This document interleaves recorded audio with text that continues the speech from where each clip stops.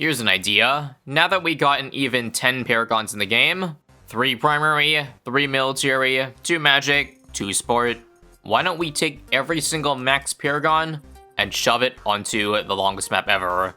Now, if this map looks familiar, no, it's not just you. I did use this map when I tested the Spike Factory Paragon on the perfect map. If you haven't watched that episode yet, then I would highly recommend it after this one. There are a couple of minor changes between this and that, though. For one, of course, we gotta add water. Or else how are we gonna add the boat and sub-Paragon if not for the Lord of the Abyss? Additionally, we need walls or hedges so that the Dart Paragon has something to bounce off of. This gap here is also intentional so that I can drop 2 specific Paragons right over here. That is gonna be a Wizard Paragon and an Edgy Paragon. These spots might look like a joke to you, but don't worry, I'll explain later. Now, this is definitely not my first rodeo at this, as some of you may recall. I did an all-Paragon degree hunter test on the perfect map, like, back when there were only 8 Paragons, so no tack or no spike. But partial spoiler alert, the Spike Paragon is so good that it must be redone again, because the new highest round with all 10 Paragons is going to absolutely blow the previous one out of the water. And that's why this map still retains the shape of the one I did for the Spike Paragon, because we can't possibly settle for less than max efficiency for the Spike Paragon, considering that is miles ahead of every other one. So even at the expense of other Paragons, I'll explain which Paragons get nerfed with this map layout later. It is worth the sacrifice, believe me. For a TLDR of the track path, or rather, paths specifically, what I did for the Spike is I added the max amount of lanes of the map. 8 lanes, however, only one of which is active, and that very, very, very long lane is the only one that is active. Simply because the Spike Again ability drops mines on each lane, so if you add 8 of them, then it'll drop 8 times the amount.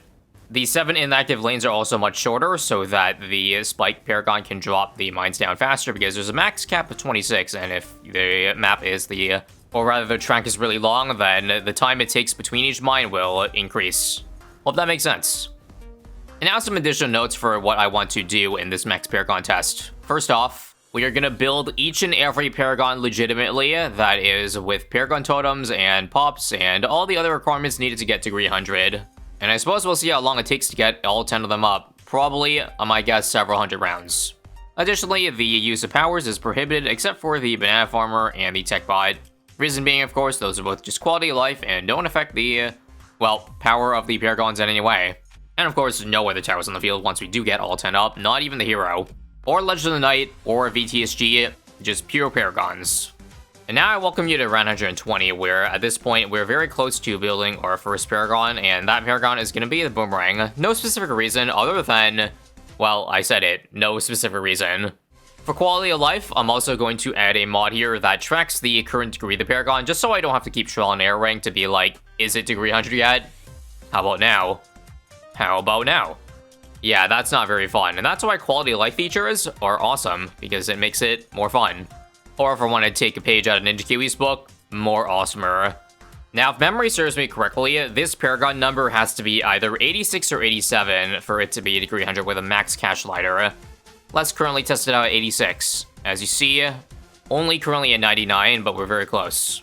Just this should do it. In fact, we already blew by to 88. Let's scroll high enough, and there we go. The green 100 is lit up. And with that, we're now 10% of the way to building max Paragons. The range of Boomerang is really bad, which is why I didn't put it in the middle. I think here it has a decent track coverage.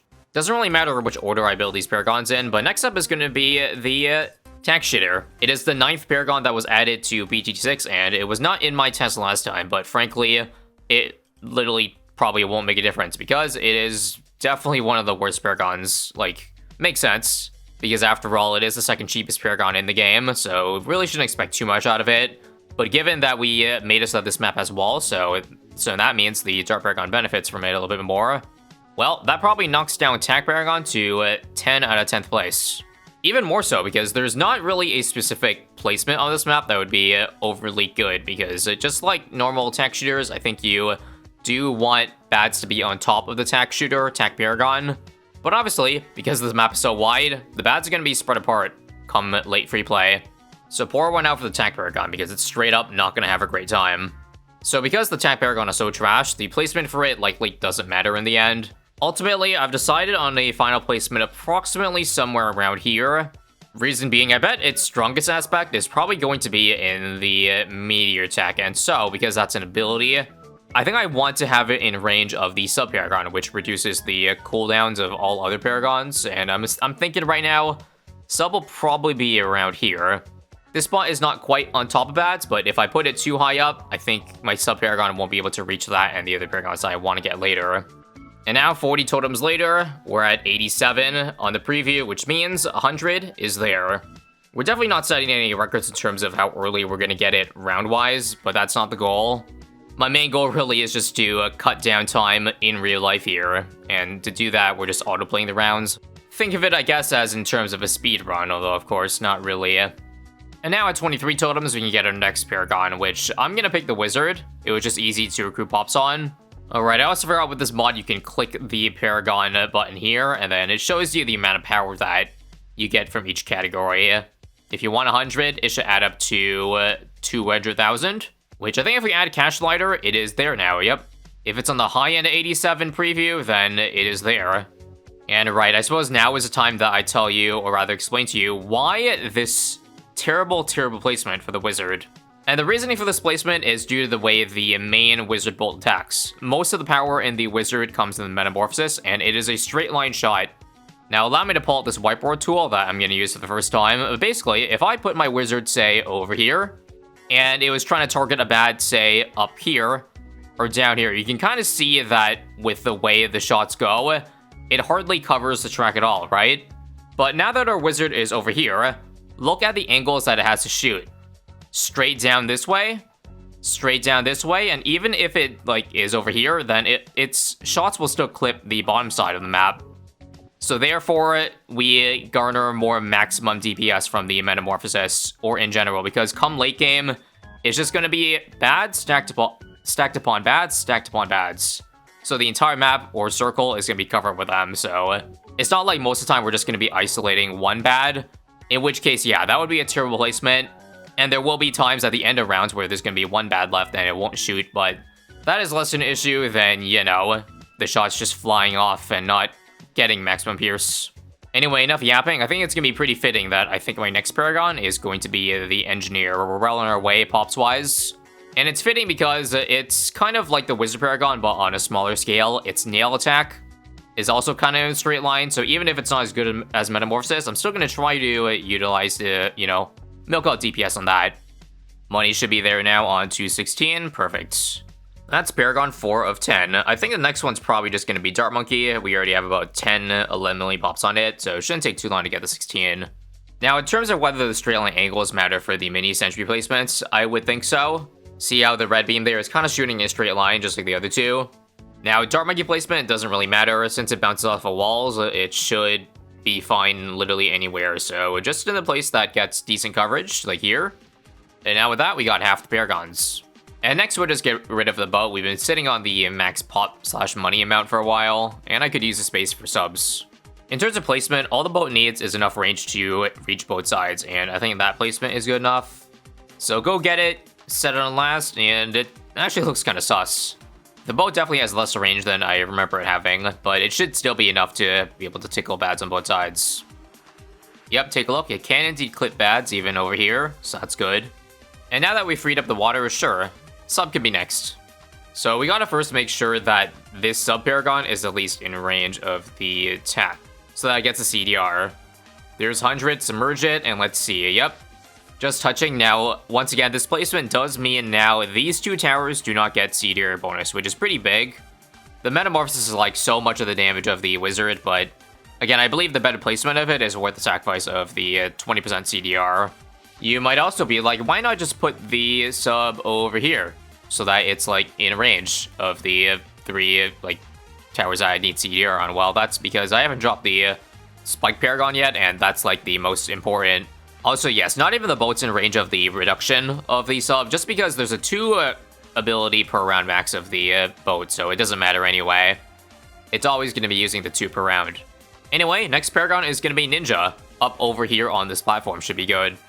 And now for our 8th Paragon, man, the leg is already pretty rough. Definitely not looking forward to after we get number 9, number 10. So the plan is we'll get Ace next, and then we'll save the best for last. Ace placement doesn't really matter because of the targeting that we're going to do with it. Just so long as it's in range of the sub-paragon, we are good. This may or may not come as a surprise to some of you, but it's also better to leave the ace on center path. Like, if we're talking about ultra late game and not against, say, a single balloon like a boss, then you want spread damage across all the bads, and center path would do way better than Wing Monkey, which is the default targeting that I like to put it on. With Wing Monkey, the ace will just keep on chasing the first bat, and it won't get the spread damage that I'm looking for. Now, in terms of Carpet Bomb, I'm pretty sure I can't, like, try to cheese it by putting it over here. Straight over the land, I'm pretty sure the hitbox isn't big enough to get all bad. So sadly, I'm gonna have to, like, center it on just one of the lanes. Now, with all that said, this leads us to the final Paragon that we're gonna get. The 10th and final Spike Factory Paragon, which is gonna be over here. Same spot that I put it in my perfect spike test. And now in 337, let's make it official. For the 10th and final Paragon, money is just barely enough for it. Blast off and make sure the range is just barely enough to touch the track so that it can spawn the main spikes just like how it would for a perma spike, aka not touching any of the track except for the exit. And there we have it. Let's make the board a little bit cleaner, getting rid of the farms and Geraldo too. And that's it. Of course, to make my life easier, I am gonna tech bot every, Paragon that has an ability. At least until we reach the point where these Paragons will be close to dying. Then we'll have to start putting our sweaty pants on and start to micro in order to pass the rounds here. Until then, I'd say we can be as lazy as possible. And also, I don't want to be skipping rounds just yet, because I want to look at the pop count of each tower. Right now, since I got them all in different orders, they're obviously not proportional to how strong they genuinely would be. So what I want to do here is I actually want to play out some of these rounds naturally until I guess their damage counts start to normalize, and then we get like a better sense of just how much each Paragon is doing. So for the time being, I think I'm gonna just let this run play out, maybe for like a few hours or so. Come back and then see where the damage counts are at. So enjoy the show as now our 10-degree 100 Paragons attempt to wreck easy free play. I also decided to keep the Quincy NFT just for moral support. Fun fact, the sell cost of this is higher than all 10 of the Paragons combined. Really makes you think which one is the most valuable on the field right now.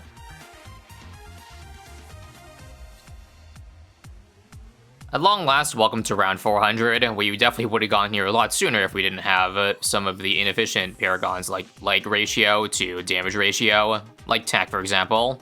I don't even think at this stage the damage counts for every Paragon has normalized yet, mostly because if the rounds are easy right now, which they are, then stuff like, say, Bolt Paragon would get a big boost because if the round lasted even longer, then it wouldn't be able to use its hook attack as much.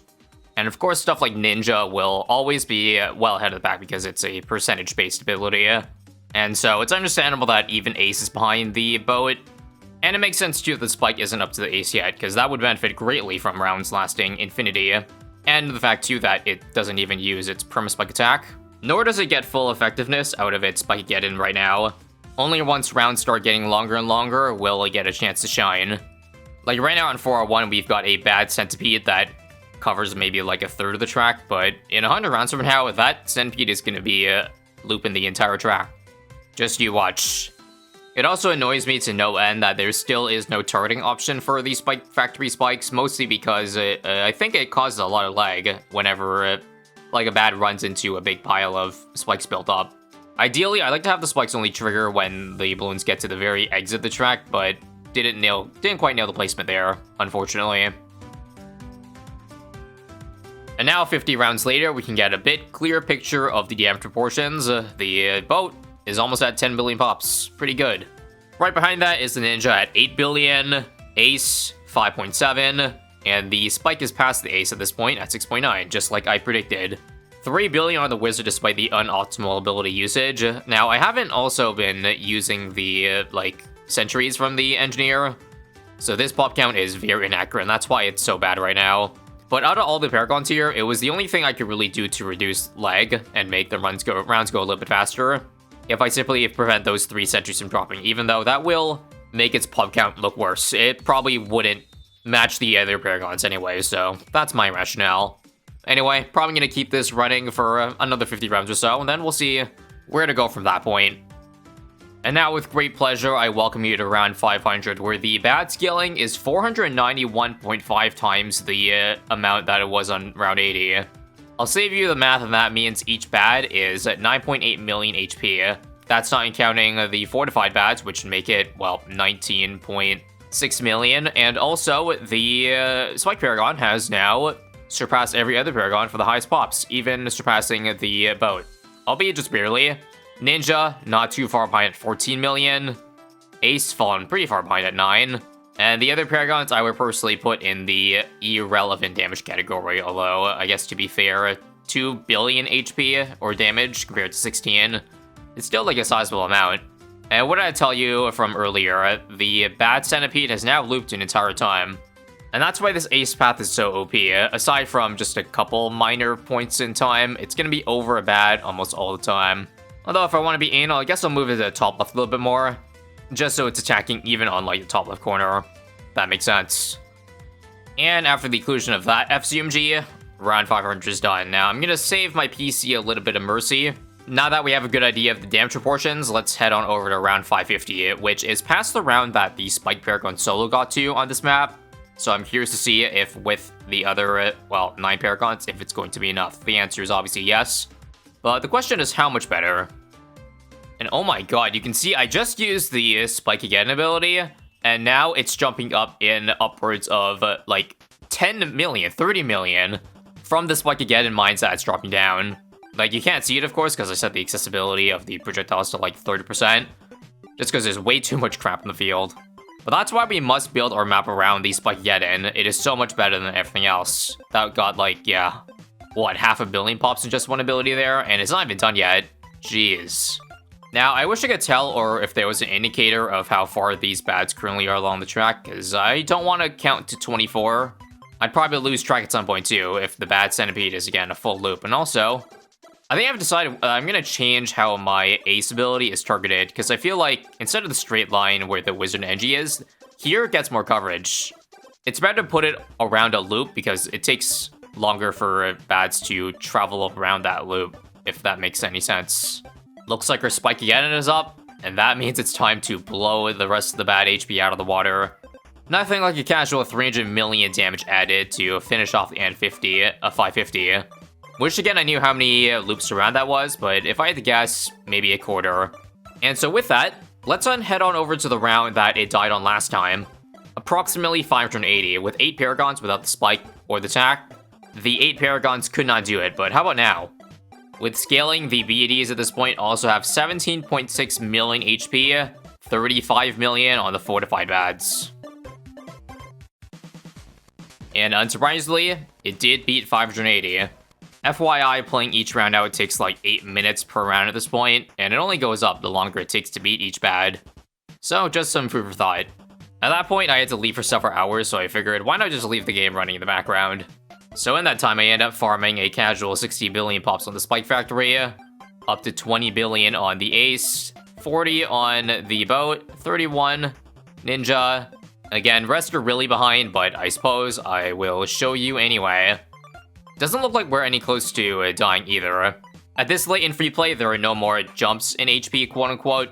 What I mean by that is this table over here shows you that after certain round thresholds, the additional HP per round increases. But ever since round 500, it's now capped at a base 500% per round, so that equates to about 100k additional bad HP every single round. So at this point, we're up to about 20 million base HP for each bad, 40 million for fortifieds.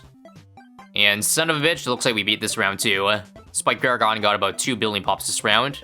628 still seemingly not that close either at 22.6 million base HP now. Round 647, also beaten with these. And now bring on 666, the Devil's round. If I had an estimate, or if I had to take a shot at how far these would survive, well, take the round that 8 Paragons got to, which is about 580, and then the round that the Spike Paragon alone got to, which is about 550. So theoretically, the max round these would get to is the strength of round 550 and 580 combined. I crunched the numbers based on the speed and health modifiers of both the rounds, and I got an estimate of about 676, so mid to late 670s, meaning I'm predicting we beat this round, even without any micro. Let's see if I'm right. If I had to guess, it would be very close if we did beat it, though. And well, it looks like I was right about that prediction. Still survive the Devil's Round. Well, guys, apparently the math didn't math, because we still actually beat 678. Surely we can't be that far off, though, right? Or do these 10 Paragons actually have around 700 in them? I'd be shocked if we did, but I'd be delighted to see that. Narrator, he was indeed delighted to see that.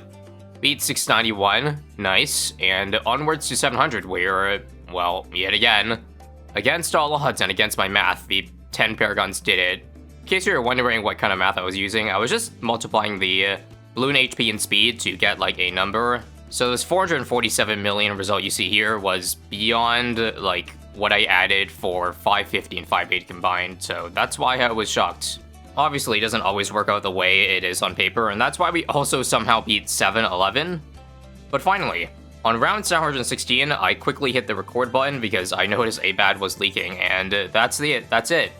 One stray bad well ahead of the pack somehow leaked, and that's the end of all Paragons with no micro. However, of course, now it's time to see if I can micromanage my way into beating this round, and the biggest thing really is just the Wizard. It's the only Paragon worth controlling the cooldowns of, because for the Spike Factory, you always want to press it off cooldown anyway. Same with the Ace, same with the Angie, and all the other Paragons, but you want to manage your mana, of course, here. So that one, whenever you use Metamorphosis, it's at max mana, and two, you try to get the Phoenix Explosion off as many times as possible. So while the Wizard's like peanuts in damage compared to the Ace and the Spike, it's still worth it, since as you saw, we just barely died that round. So after the first Metamorphosis cools off, I want to get the explosion off immediately on the Phoenix, but the way it drops DOT is it's on top of wherever the Phoenix is, like a radius around it. So I have to wait, sadly because of the placement of my Wizard, for the Wizard to be, or the Phoenix to be in the bottom right corner, bottom left. That gets most coverage on bats, and it doesn't matter if it's 0 mana or 100,000. The DOT is going to do the exact same. The only difference is the zombies it spawns, which is negligible in damage. Now, sadly, the way the cooldowns ended up lining up was that the Phoenix and the Metamorphosis, like, were basically going to come up at approximately the same time. So, at least for this first cycle, I was like, frick it, I can't wait those 8 seconds of Metamorphosis, so we'll just use Phoenix again. But in doing so, that means now that the Metamorphosis is back up again, I don't have full mana, so I gotta wait. Nothing I can do about that. But after Metamorphosis time is out, it's another rinse and repeat. Wait for the right position, explode the Phoenix, and then accrue mana again.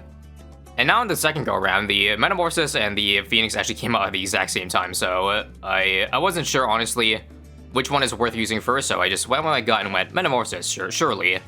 But again, the consequence of that is now I can't use Phoenix until it times out again. Anyway, 5 or 6 cycles of Wizard abilities later, it looks like the bad clump is finally clearing up, and, well, I don't see a bad leaking, so would you look at that? Looks like our micro helped. Not sure how many extra rounds I can squeeze out from Wizard Micro, but from this point on, I kind of have to do that every round, otherwise, pretty sure we die.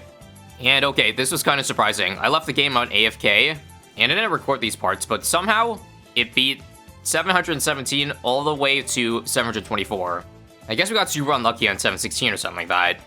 But unfortunately, even with Wizard Micro, it seems we have fallen to 724. I'm willing to give it one more shot though, because we actually lead to DDTs and not bad. So if I just simply somehow pop them a bit earlier and catch them with the Engineer, then maybe we can do it. So again, rinse and repeat the formula I did for 716, although I once again was a bit unlucky.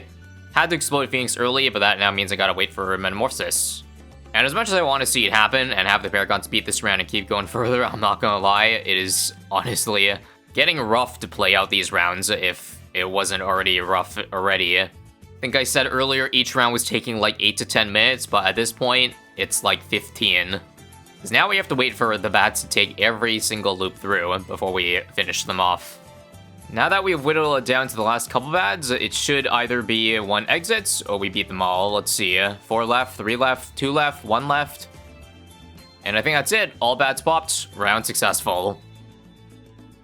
And well, it looks like finally, on round 728, a bat has breached the exit.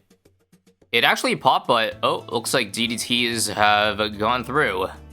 And it looks like that's it. I could re-roll the round to, like, spend another 15 minutes in hopes I can squeak on by, but I think I'm pooped after this. I think you get the point, though. These 10 Paragons can survive 728 plus or minus several rounds. And if you want to take a look at the pop counts, Spike Paragon absolutely running away at 99 billion, 64 billion on the boat, and the rest being up much lower than that. So hope you found the results of this interesting, because it didn't have to, but this experiment took like well over a dozen hours. Click here if you want to see more content on Paragons just going absolutely crazy, and I'll catch you next time.